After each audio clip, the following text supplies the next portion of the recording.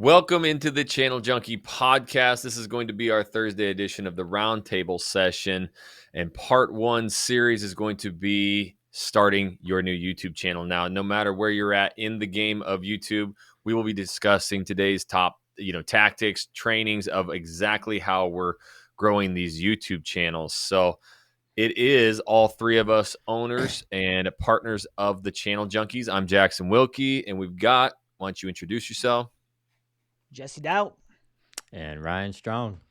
That's right. So, and we are currently helping, 30 different real estate agents grow their channels too. So, whatever questions you have, you've got to comment down below. You can email info@channeljunkies.com your questions and we'll answer those. Today, the question comes in. Let's see which videos to start with. So, we actually got a question in from Brian. He says, "Hey, Jackson, I recently found your podcast Facebook group. I've been devouring that stuff up, man. Thanks for all the amazing content you share. I'm jumping on the bandwagon and changing markets here." So we've done that a few times. Family needs a fresh start. I need to start a new YouTube channel in the new market. My question is, should I start my new channel with some of those higher potential videos like map videos, pros and cons, etc., or should I start by posting some lower view potential videos?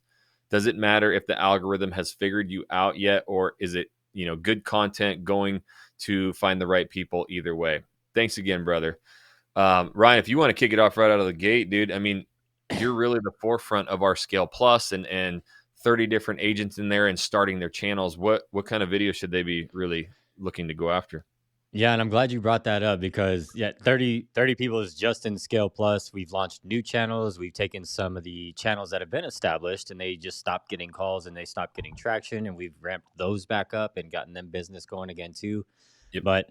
And then what's funny is with that question specifically, one of the people that is in Scale Plus, she moved to a new market and she's going through a lot of these same things.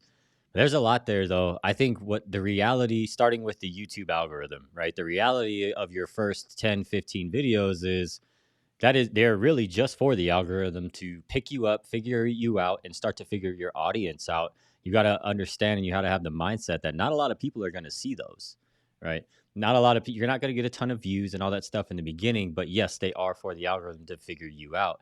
And you'll notice, and what we've noticed across these channels, and especially the one that I was talking about, right around that 15th or 20th video, we start to know our peaks and valleys getting higher and higher. And then usually one picks up, and usually it's a negative video, right around those like 15 to 20 video mark. So for the algorithm, though, yeah, you really do have to set it and doing those basic videos, I think. I mean, what are your thoughts on that? So I'm a big proponent of, I'm going to typically start with the vlog. Like, I'm going to go out there and gather B-roll, especially in a new market, because I got to get my eyeballs on things. So I can really, feel the pain of new markets. I've done it multiple times, and I've just been able to, it's the way I work anyways, is be able to go out into these different cities, these different areas. I lean on other agents who are there and be like, "Yo, homie, what is the like top areas people are moving to and why?" So I gather kind of that mental data, but then I just got to see it. And I think I've had the most success by just going out, showing areas, giving my opinion.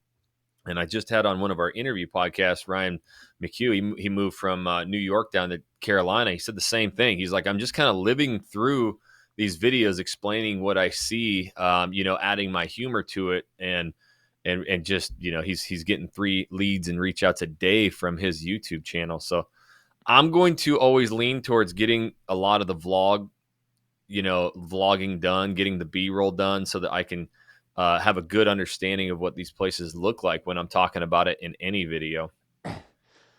Yeah, I think, and so me moving to another market too, and one of the things that I think about starting my own new channel is just knowing your shit, really studying the areas. Like you said, you go to new places and you lean on people to give you that information.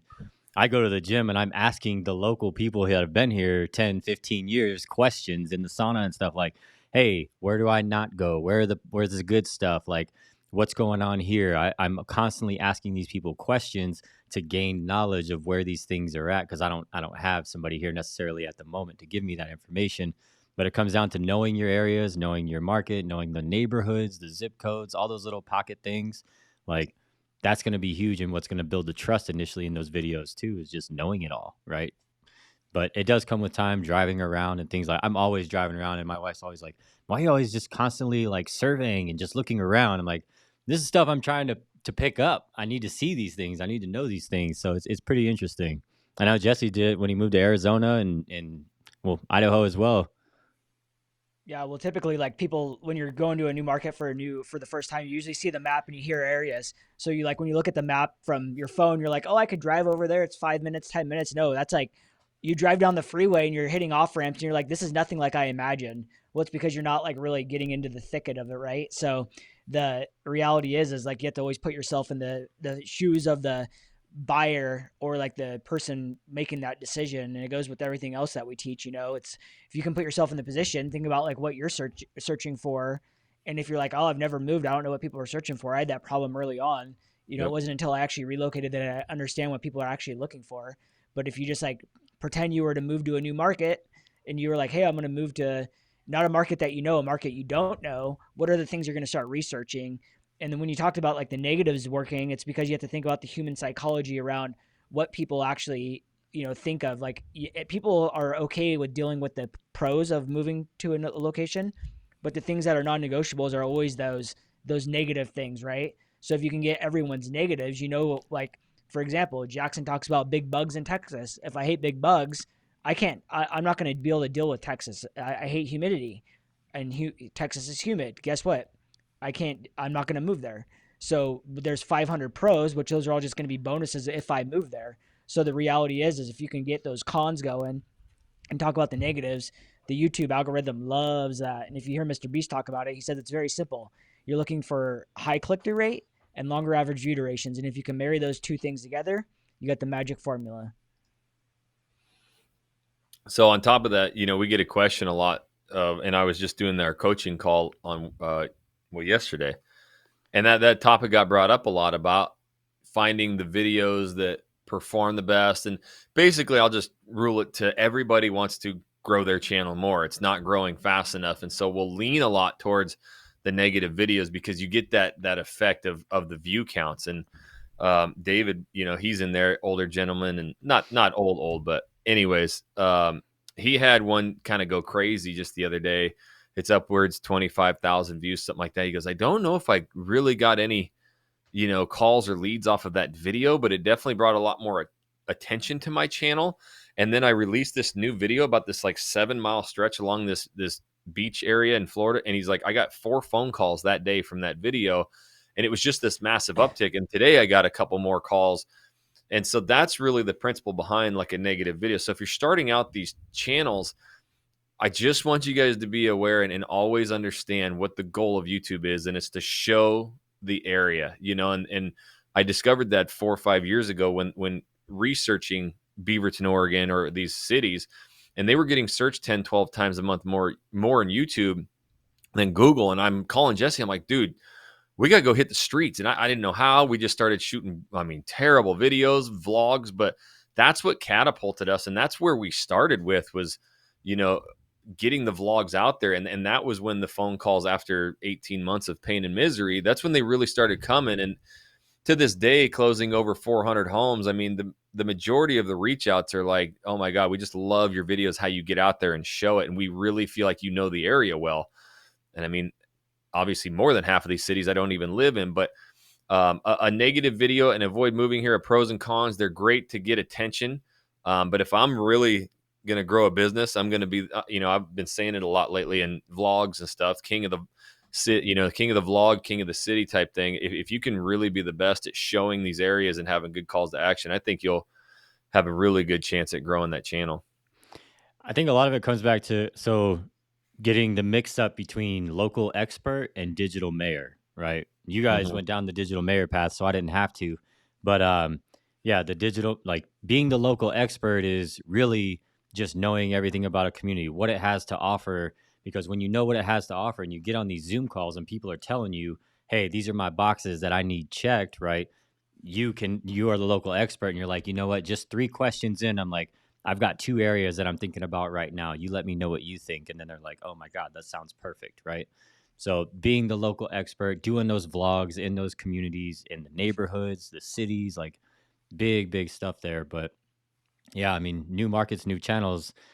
Again, when you're restarting, and you guys have done it numerous times, and I've done it a couple now too. It's just it's knowing that the first part of it's going to suck, but what you're building for that long term is going to be massive. We're going to touch a little bit more on the algorithm, how to grow that, and exactly, what you need to be feeding it. But real quick, I just want to tell you guys, any questions you have, throw them down in the comment section below, or email us info@channeljunkies.com with a question for this podcast, and we'll answer that. If you're struggling, if you want to know exactly how we are doing it and thousands of other agents, you can check out channeljunkies.com and the new university that we created with 18 courses, hundreds of videos, thousands of hours of content of exactly what works in today's real estate. So if you want in the description, we have a free 35-minute masterclass webinar that I just created brand new. Go watch that. But with the algorithm, I'm telling you right now, I've built so many YouTube channels that if we're not feeding that algorithm exactly what our viewers want out of the gate, which is really about the city, it's going to take you down different paths, different roads. If you're going to start doing top 5 taco shops, favorite things to do, top 10 things to do, you're going to turn your channel more into a discovery channel for vacationers, right? And not buyers and sellers. And it gets talked a lot about it, a lot of functions. And secondly, I just want to really get into, the YouTube shorts aspect of this. It is an absolute, just like, crack fiend gold mine when you launch these shorts. It's just this quick burst. But again, we've been doing a lot of research, and we have an entire course on YouTube analytics mastery where I go super deep on this. But when I look at the driving forces behind short form content, YouTube shorts on a channel, when I tested it, 98% of that traffic's coming from just all over. I mean, bukkake challenges and camel toes and blackheads, and it's the weirdest search traffic. So the most successful agents out there are not taking shortcuts. If you're starting a new channel, you're going to get your ass kicked right out of the gate. It's tough. You got to keep pushing through and continue to feed, the YouTube platform incredible videos, and the algorithm will work for you. I mean, I got 22.8 million impressions on my Houston channel. In the first 6 months, it was a ghost town. I could not break through. A lot of competition. So stay real consistent, try and get better with each video. And I would just really become that, the master of, the vlog, or knowing the areas and the neighborhoods. And then you'll start going through these areas, starting to get more familiar with different stuff. You'll start learning about new areas. And I do it every day in Houston, or every week in Houston. We go to a new area, and I tell the people, I'm like, I haven't even been here yet.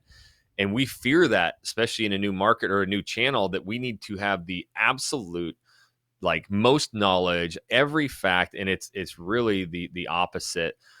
People are calling us, we're getting 6 to 8 booked appointments a day sometimes, because I am actually acting as that new person in the market, somebody they can relate with. So, Ryan, with all the different channels and stuff, I know we get a lot of our client students and stuff wanting to go the YouTube shorts route, but what have you seen with some of that? Man, so when you look at the data, for one, they just die, right? They just, Mm-hmm. you have this thing, it goes like straight up and then flat lines, straight across, Mm-hmm. just dies. Most of the people aren't trying to put SEO behind shorts, and YouTube, in my opinion, botched the whole operation. But because they were just trying to play in the field with TikTok and Instagram. And kind of like what we've talked about this before, is I think that the ad revenue is harder on shorts for them, right? Because if you think about it, YouTube loves, that's how they make their money. The Yep. ad revenue is harder on them. The content just, I don't know, it's not as good, and it's just chasing trends. But as far as the back end with the data, like you said, you're going to be pushed next to whatever's trending based on what people watch. And they may have watched something about an area a time or two before, but they're just kind of watching what's trending. And your video is going to pop up next to Liver King and whoever else. I was just looking at some earlier, and it was just like, why am I popping up? Or why is something about something happening in a totally different country suggesting my short next? It has nothing to do. So like you talked about, it's getting the right audience and just Yep. not trying to take shortcuts because it's the shiny new object. And then I just had somebody email me saying that they listened to a certain someone that we all know that said, yes, put shorts on your channel. And now she's emailing me for help because she thinks it messed up her entire channel, her living in channel anyway. I do think there is a place for them in certain niches of channels or styles of channels, like home tours, which is something I'm testing now. But as far as your living in channels and your main client getting channels, hell no. Well, the thing I was going to ask Jackson is, I am seeing some agents that have pretty big living in channels that are now just starting to load them up with all these like 5 best places to get a hot dog in this city, 10 best places to get a burger in this city. Like why do you think they're doing that, for one? And two, when people do that, does it give people that are just starting a channel a false narrative on how to actually build a channel that is a client getting YouTube machine? The reason it's happening is because it's like the hottest thing out there. And I'm like the last person who's just gonna say, oh, they're idiots. No, like I love it if it works. It's just come to the point after doing this 5 years and you and I spending 6 figures. I mean, well over $100,000 on systems and things, and just getting burned left and right. I took a YouTube Shorts course, and it was 3 YouTube videos that I could have just went and watched. I mean, that's what's really getting sold to the real estate industry. So my whole thing is like, if somebody kills it with YouTube Shorts, and I know Ryan's going to start experimenting with it, show me, I'll help you build the course, and we will really help agents. But I'm not out there to just help you get views. And I've seen some of I'm in the room with top YouTubers, and this one got like 30 million views and picked up 100,000+ subscribers, and they made $700 in the ad revenue. I've created other YouTube channels where it's long form, where I'll make double that with one video that's long form, right? So it's just an attempt of YouTube. And to be honest, like I fucking hate that YouTube does this, because it's like they're out there trying to destroy TikTok, but they're going away from what their basis is, which is like educating and long form video, and they're rewarding, and wanting you to go do these shorts. So an agent doing top 5 tacos and all that kind of stuff, again, who's really consuming that content? Somebody who is going to be vacationing there. And me and you did plenty of these videos, right? And none of them brought us in any business. None of them really did anything for us ever. I mean, we have hundreds and hundreds of these videos, and we didn't even receive a phone call. But we do one vlog out there that's just absolute trash because we didn't know what we were doing. Oh my God, I love your freaking video. Like, we're moving to Portland. So again, what's your goal? Do you just want to be a viral video creator? Then go the shorts route. Do you want to be, do you want to sell homes? Do you want to grow a channel like, these other thousands of agents who are doing, millions in GCI a year? It's long form content. Yeah, and when you mentioned like earlier when you were talking about shorts and like who's viewing it, how do you, when you say it's like these random like channel names, how do you know those are not real buyers or sellers? It's search trap. So what I'm looking at is, what are people searching to find this video, right? And so it's people out there searching these random things. A lot of it has to do with video games and Roblox. Like, do you think anybody that I currently want to work with is searching or playing I mean, there's probably some 30-year-olds who play it, but they're not migrating across the country at the pinnacle of their working career, buying a house in these different cities. So I just see the search traffic. And again, the core of this question was, hey, I want to set the algorithm. Well, if you're going to set the algorithm, then you want people searching about your city. Like, there's no better way to set your algorithm than doing that, correct? So, if we're doing a bunch of YouTube shorts, it's going to bring people from all walks of life. And what is short form content? It's a time waster. I mean, it is you go to the bathroom and you're on short form content. But as soon as you get done with that, and what do real estate agents do, right? They want to go and they want to do TikTok. They want to do Instagram Reel. They want to do all this short form content. But when they really want to learn how to do it, they go to YouTube and watch 20-minute tutorials. So it just goes to show, if you really want to make a purchase decision, learn something, it's going to be, the long form videos and the search traffic that I have seen from shorts. It just isn't driving me any kind of business. Yeah, well, I think the crazy thing is, you talk about monetization, is it takes 10 million views within 90 days, and that's a rolling number with 1,000 subscribers on the shorts. So that's like, it's almost impossible. It's literally like you get to hit viral after viral video. But then going back to the whole point, like, we have, obviously our group's very big, but we see the comments, and it's so funny that we always hear people that when they come in there and they've been doing shorts, the first thing they always say is like, we were told to put shorts on the channel. You guys say not to put shorts on the channel. We realized we screwed up our channel. But then the other day I saw someone made a post saying, yeah, I just commingle all of it. And I actually got a call from my shorts, and then I messaged him. I was like, well, how long have you been doing it for? And he's like, oh, I've been doing it for a year. And I said, okay, well, how many calls have you had on your long form content? And he's like, I've had hundreds. And I'm like, so then you have one call on shorts, and then you post it as if it's this greatest thing since sliced bread. I said, if you think about what you're saying to go ahead and commingle it because you got one call. What if you were to get 10,000 calls based on keeping your long form separate, right? And, we've created so many channels, even on our personal side. I've created one that was all shorts, and I got lots of subscribers quick. And then I converted to long form to see what happened, and it just completely died. I never picked up another subscriber. And it's crazy. It's to your point. Like, people are searching out that information, and it's really that top of the funnel. If you think about that funnel process of the buyer or seller, like, the first thing they start doing is research. No one's going to shorts to do research. So yes, at the very bottom of their move or their sell, they could be potentially looking at short form content, but that's the same value as like a for sale by owner or an open house client. They're so far down in the funnel, more than likely they've already built in the relationship with the agent that they've been watching on long form for the last year. Mm-hmm.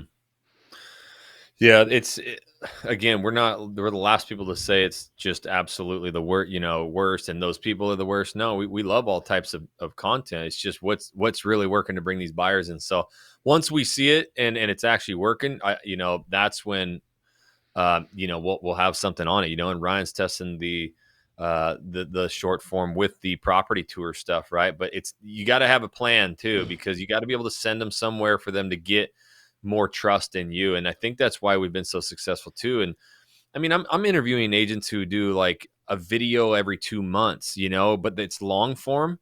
And I mean, they're getting 2-3 leads a day from it, from a long form video of people going, oh my God, thank you for that video. Like, that is amazing, and when those long ones go, here's the difference too that I see. A short is going to go boom, explode up. And it's you always said it, Jesse. It's like getting a shot right into the vein, like a drug or something. It is addicting. You see that and you're like, that is amazing. And then it flatlines, right? So YouTube's telling you, okay, we really want you to just keep doing this every day. And again, this is going to bring more people from TikTok, and then we can feed them the long form videos. So it's really that recipe. But, with that short form content, again, it's just who are we really getting to watch those videos? And with us, with buyers, with relocation, it's just been, they're watching not only one video, but they're watching the whole channel, and they'll watch each video 2-3 times, to get it. So we just want you guys to have the exact, what's really working.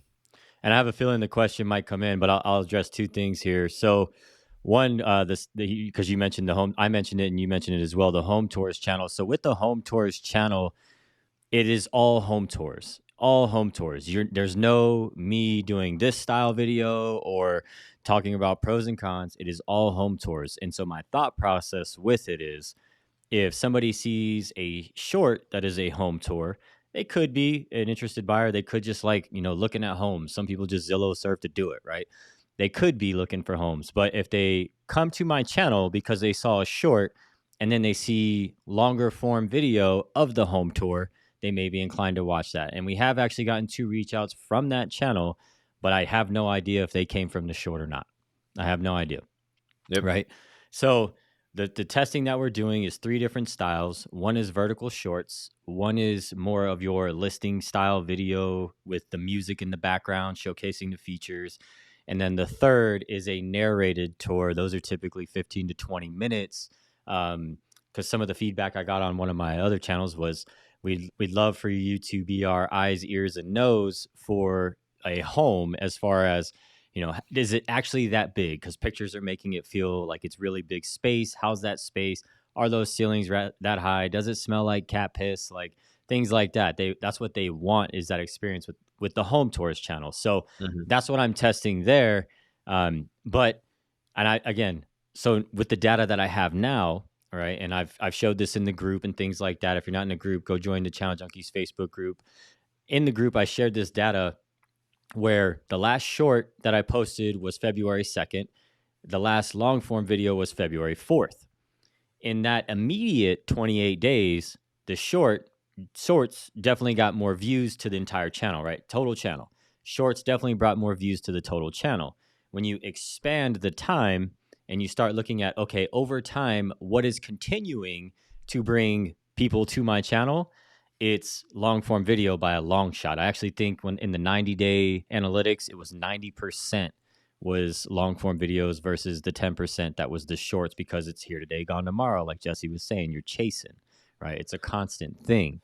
But the second thing I was going to bring up was, because I know people will probably say this, well, we see you guys making all this short form content now, and it's on your Instagram, and you guys are on TikTok, you're doing all this stuff. All right. So you're telling us not to do it, but you're doing it. So what do we, there's a time and a place. All right. And living in channels, you won't catch it on the channel, living in channels. Right. So I know that's going to come in. And, Yeah. oh, go ahead.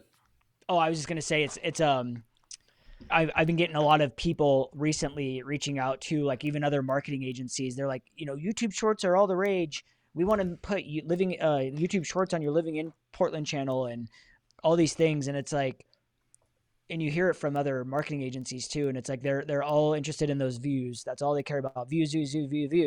And the other thing I want to say too is that a lot of this stuff is being taught out there by people not in the real estate industry. It's people like that are in the lending industry, and they're focused. And you know what? If I was a lender, do you know what I would be doing? I would be doing tons of short form content, because I know I would get thousands of views, if not millions of views, from agents that are watching me. Then they would all put me on the shining beacon, saying, this person knows what they're doing. It doesn't matter if they close 5 deals, 500 deals, 5,000 deals.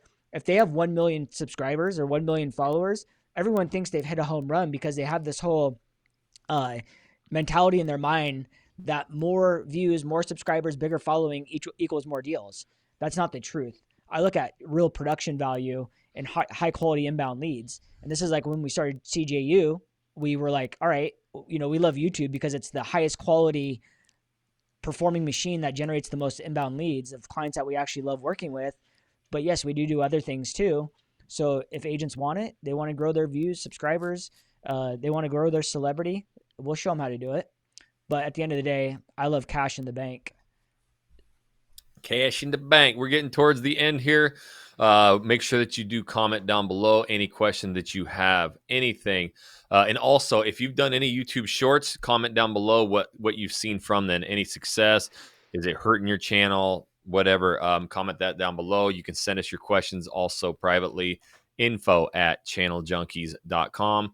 And that free webinar, it's 35 minutes. Go watch that. It's brand new. It will change your real estate business forever. It is the blueprint of how to do YouTube for real estate. So go watch that. It's in the description. And I'll just call it off until the next podcast here, homies. We'll catch you later.